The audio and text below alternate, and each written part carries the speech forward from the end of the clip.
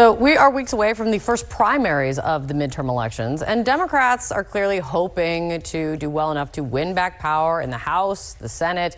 And with that, some of the spotlight is on New Jersey, the 11th congressional district, where Democrats were pitted against each other until former Congressman Tom Malinowski dropped out, conceding to a more progressive far-left candidate now in the race. CNN's Enten is joining us now to run the numbers on that. And this gets at a question that has really been swirling amongst the Democratic Party since the 2024 election, which is, where is the majority of this party and what do we need to do in order to win? Yeah, I think that's right. And I think the results from that special election, that Democratic primary in the 11th district in New Jersey, speak to a larger point within the Democratic Party, and that is that the far left is significantly more powerful than they once were. This sort of gives the game away here. Democrats who identify as very liberal or conservative. You know, there used to be a lot of conservative Democrats, right? Back in 1999, 26% of Democrats self-identified as conservative. Just 5% said that they were very liberal. It was a smidgen, a smidgen, a smidgen. Now that far left has gained considerably in power. Look at this. Now we're talking about a fifth of Democrats. 21% say they're very liberal.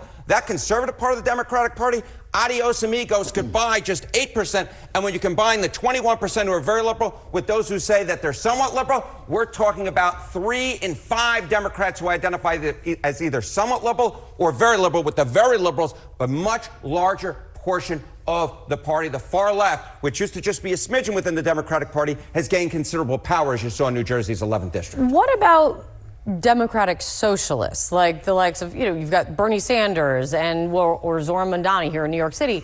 Where does that line up? Okay, so on a separate question where you essentially, CNN asked this last year, which was, okay, Democrats who think of themselves as democratic socialists, among all Democrats, including those independents who lean towards the Democratic Party, look at this. We're talking about a third of all Democrats who identify as democratic socialists. Bernie Sanders and Zoran Mandani are not alone. They are a considerable part of the Democratic base at this point. And more than that, if you look at Democrats under the age of 35, they are nearly half of the Democratic Party. Look at this. 42% of Democrats think of themselves as democratic socialists under the age of 35, just like Zoran Mandani.